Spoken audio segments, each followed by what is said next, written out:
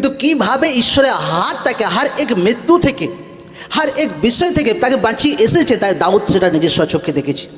আর দাউদ সেটা বর্ণনা করছে যে প্রভু, যে তোমার দয়া আমার চোখের সামনে, যে কীভাবে তুমি আমাকে ক্যান্সার থেকে ফ্রি করেছো যখন লোকরা দেখে, কীভাবে তুমি আমার পরিবারকে চেঞ্জ করেছো, কীভাবে তুমি আমার জীবনকে চেঞ্জ করেছো, কীভাবে তুমি আমাকে নেশা থেকে চেঞ্জ করেছো, একটা ইউথ আছে, কীভাবে তুমি আমাকে পাপ জীবন থেকে ফ্রি করেছো। আর দাউদ সেইভাবে ঈশ্বরের সে প্রেম ভরা দয়াকে, ব্লেসিংকে তার জীবনে বর্ণনা করছিল। তেমনি হার এক ব্যক্তির জীবনে ঈশ্বর আপনার জীবনে কিছু না কিছু কাজ করে, কিছু না কিছু প্রেমের সহিত ভালোবাসা ঈশ্বর আপনাকে দেয় আশীর্বাদ হিসাবে। আর একটা ব্যক্তিকে সেটা তার জীবনে খেয়াল করা দরকার আছে, কারণ এইটাই কোনো ব্যক্তিকে আগে বাড়ায়, এইটাই কোনো ব্যক্তিকে ঈশ্বরের সঙ্গে আরও তাকে ডিপলি নিয়ে যায় একদম, যে ঈশ্বরের সেই দয়া, ঈশ্বরের সেই দয়া, যে দয়ার মধ্যে বহুত প্রেম একদম।